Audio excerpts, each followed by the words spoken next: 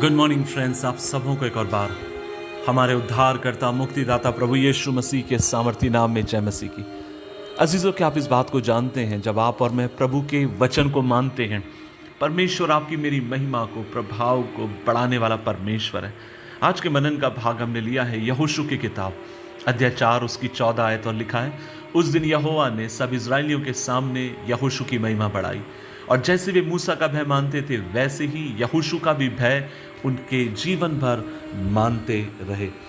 अजीजों, English में इस तरीके से लिखा, that the lord exalted Joshua in the sight of the Israel and they stood in the of him all the days of his life just as they had stood in respect of Moses.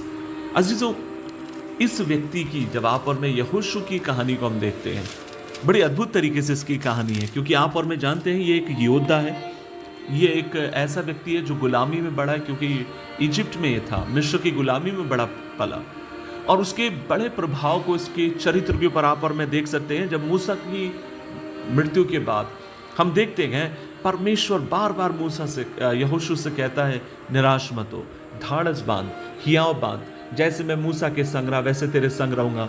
और आप और मैं देखते हैं यहोशू की किताब पूरे अध्याय 1 के भीतर बार बार लोग उससे उत्साहित करते हैं, और यहाँ तक ऐसा भी समय आता है जब इजरायली आकर खुद कहते हैं कि तेरा मन कच्चा ना हो और तू डर मत। तो कहने का मतलब ये है, ये जो व्यक्ति है कहीं ना कहीं बहुत डरा हुआ, घबराया हुआ एक व्यक्ति है, और ये सोच रहा है कि कैसे मैं इतने सारे लोगों को मैं आगे की तरफ लेकर जाऊंगा। लेकिन अजीज, जब परमेश्वर ने उसे हिम्मत दी, जब प्रभु ने उसको उत्साहित किया, इसने कहीं ना कहीं अपनी हिम्मत को बढ़ाया, और प्रभु ने उसकी हिम्मत बढ़ाने के लिए एक बात उससे कही, और वह ये थी, व्यवस्था की ये पुस्तक कभी तेरे चित्त से अलग होने ना पाए, रात दिन इस पे तू मनन करते रहना, और जब तू मनन करेगा तो प्रभावशाली होगा, तू सफल होगा। और अजीजों, मैं विश्वास करता हूं यहोशू परमेश्वर की व्यवस्था के ऊपर मनन कर रहा है, प्रभु की बातों के ऊपर वो ध्यान दे रहा है। और आप और मैं देखते हैं परमेश्वर एक बात उससे कहते चले जाते हैं, और वो उस बात को करता है। और यहोशू के जीवन का सबसे बड़ा, जब वो अकेला है इतने सारे लोगों को ले जाने के लिए, सबसे बड़ा जो टेस्ट है, उसकी परीक्षा जो होती है, वो कहां पर होती है? यरदन नदी के सामने। और परमेश्वर कहता है इसे पार करना होगा।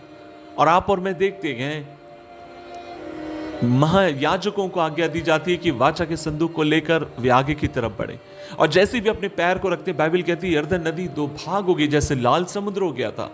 और जब सारे लोग उसमें से पार हो गए, तब बाइबल कहती है परमेश्वर ने सारे लोगों के सामने यहोशू का मान बढ़ाया, उसकी महिमा बढ़ाई। जैसे भी लोग मूसा का भय मानते थे, वैसे ही ये भय में आदर की बात यहां पर हो रही है। अजीजों, इससे पहले उसकी महिमा बढ़े, इससे पहले उसका मान बढ़े, उसके सामने आप और मैं देखते हैं कि यरदन नदी थी, जिसको विश्वास के साथ 2 भाग करते हुए उसको आगे जाने की जरूरत थी। आज एक बात मैं आपसे कहना चाहता हूं, आप निराश, आप हताश, जीवन में परेशान रहने वाले एक व्यक्ति होंगे। आप अपनी पृष्ठभूमि को देखकर ये सोचते होंगे, भैया मैं कभी नहीं कर पाऊंगा, मैं कभी आगे नहीं बढ़ पाऊंगा, मैं एक ऐसा लड़का था, मैं अपने मन में पूरी तरीके से बन चुका था कि मुझसे नहीं होगा। आज भी कई बार मेरा जीवन का सबसे बड़ा स्ट्रगल यही होता है, क्या मेरे से हो पाएगा, नहीं हो पाएगा। लेकिन अजीजों, मैं आपसे कहना चाहता हूं, और शायद आपके जीवन का भी बड़ा स्ट्रगल ये होगा, मैं दिखने में अच्छा नहीं हूं, मैं बोलने में अच्छा नहीं हूं, मैं पढ़ाई में अच्छा नहीं हूं, मैं ऊंची जाति का नहीं हूं, मैं ऐसा हूं, मैं वैसा हूं। और मैं आपसे कहना चाहता हूं, परमेश्वर आपसे कहता है हिम्मत बांध। और जब आप हिम्मत बांधेंगे तो सबसे पहली चीज, इससे पहले परमेश्वर आपको स्थापित करे एक चीज जो आपके सामने होगी, वो होगी यरदन नदी। और दुनिया के इतिहास में किसी ने उसे पार नहीं किया, लेकिन परमेश्वर चाहता आप उसे पार करें। आपके जीवन की चुनौती को परमेश्वर चाहता आप लांग कर उस पार पहुंच जाएं। और जब आप उस पार पहुंच जाएंगे, मैं आपसे कहना चाहता हूं, उस पार क्या है? उस पार आदर है। उस पार क्या है? उस पार महिमा है। उस पार क्या है? उस पार सफलता है। लेकिन आपको पहला कदम बढ़ाना पड़ेगा, ताकि परमेश्वर आपको उस पार ले जाने वाला हो। आज मैं आपसे कहना चाहूंगा, अपने आप को हिम्मत बढ़ाइए, ढाढ़स बढ़ाइए। यहोशू महान व्यक्ति था, लेकिन वो एक व्यक्ति था, और वो आपके मेरे समान एक कमजोर इंसान था।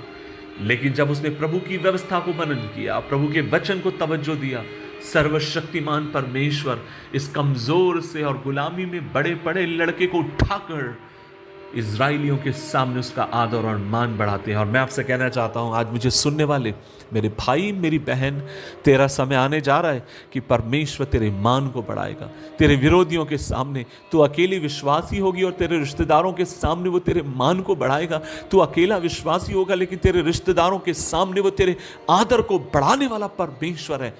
और इसलिए वो तुझसे कहता है, विश्वास के साथ यरदन में पैर रख, और जब तू उस पार जाएगा ये सारी आशीषें तेरे इंतजार में आइए। दुआ करें।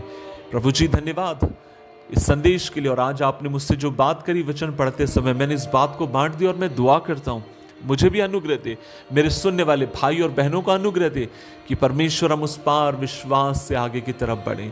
प्रभु जी कृपा दे कि हमारा भरोसा अपने आप पे नहीं, तुझ पर हो, तुझ पर नजर लगाएं, तुझ पर दृष्टि लगाएं और आगे की तरफ बढ़ते चले जाएं। यीशु मसीह के नाम से मांगते हैं, आमीन, आमीन, आमीन।